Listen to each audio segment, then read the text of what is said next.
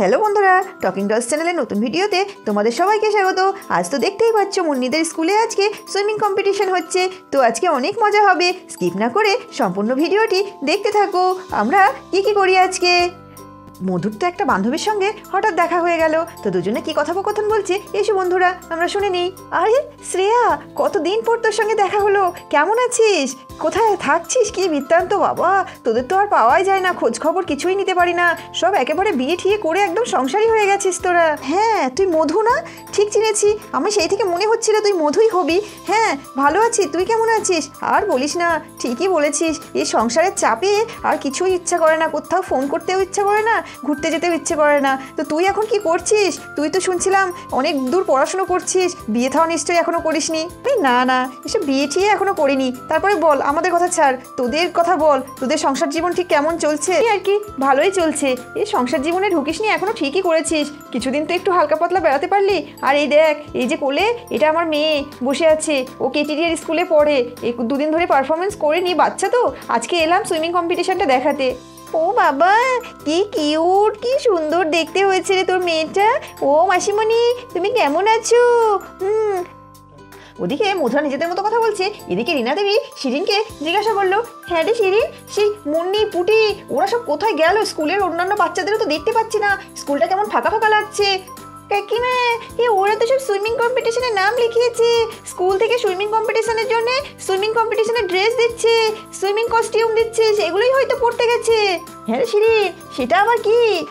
এদিকে পুটির মা কেমন হাত ডাক করে উঠলো, ও মা, ও মধুর মা, দিদি ওই দেখো দেখো, কেমন ছোট ছোট ড্রেস পরে ঢুকছে।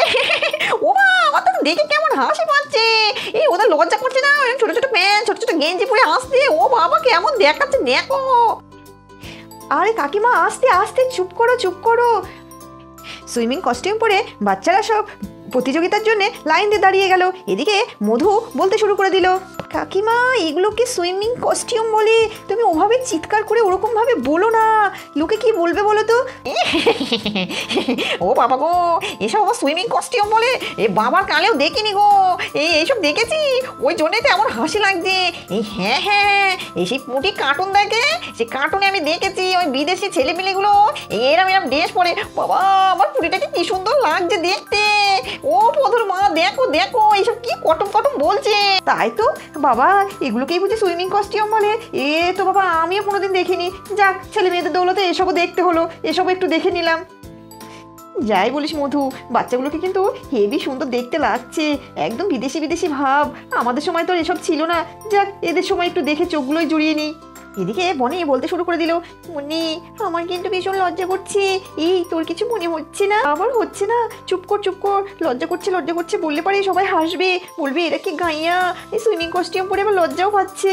এদিকে ম্যাডাম অ্যানাউন্স করতে শুরু করে দিল, তো সকল গার্জেনদের উদ্দেশ্যে বলা হচ্ছে, আপনারা আপনাদের বাচ্চাগুলোকে একটু সাবধানে রাখুন, সুইমিং পুল আছে, পুলে যেন কোনো বাচ্চা পড়ে না যায়, বাচ্চাদেরকে পুলের সাইড থেকে একটু সরিয়ে নিন, একটু দূরে দূরে বসান, আপনাদেরকে বারবার অনুরোধ করছি কম্পিটিশানটা সঠিকভাবে পরিচালনা করতে দিন। আমাদের কম্পিটিশান শুরু হবে 3টে গ্রুপে, তো পার্টিসিপেন্টরা তোমরা, তোমাদের নাম রাখা হচ্ছে, তোমরা তোমাদের পোডিয়ামের সামনে দাঁড়িয়ে যাবে।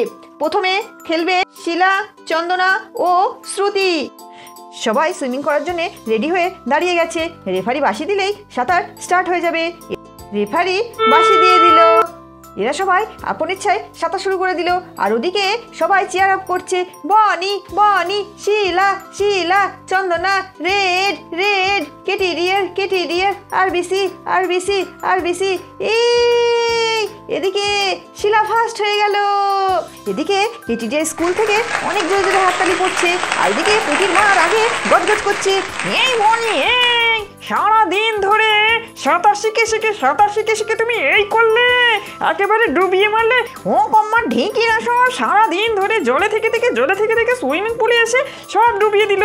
যা যা, আর এই মেয়েটা, এই তুই একটু চেয়ার আপ করতে পারছিস না আমাদের হয়ে?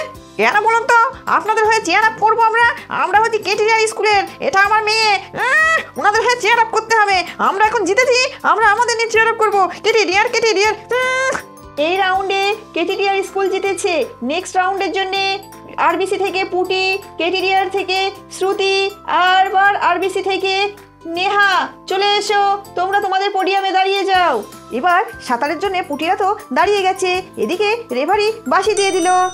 পুটিরা তো সাঁতার দিতে শুরু করে দিল। পুটি পুটি পুটি দারুণ সাঁতার কাটছে, পুটি দারুণ সাঁতার কাটছে, অনেক এগিয়ে আছে। ইয়ে, পুটি জিতে গেল। সবাই তো হাততালি দিচ্ছে আর পুটি পুটি করে চিয়ার আপ করছে। এ আমার পুটি জিতেছে, আমার পুটি জিতেছে। না রে বন্ধু, খুব সুন্দর খেললো তো মেয়েটা, খুব সুন্দর সাঁতার কাটলো। কতটা ডিফারেন্সে জিতলো বলতো? কে মেয়েটা? আমার মেয়ে গো, আমার মেয়ে, ওটা আমার মেয়ে জিতেছে গো। ও খুব ভালো সাঁতার কাটে, এই অন্যদের মতো আমার মেয়ে ওরকম অকম্মার ঢেকি নয় গো। ও আমার সোনা পুটি, আয় আয় তুই জল থেকে উঠে আয়, তোকে আমি একটু আদর করে দিই। তো আমাদের কম্পিটিশান আজকে এখানেই শেষ। এর পরের কম্পিটিশান হচ্ছে সাইকেল রেস। সবাই খুব সুন্দর খেলেছে। আজকের কম্পিটিশানের বিজয়ী হচ্ছে আরবিসি স্কুল। সবাই জোরে একটা হাততালি।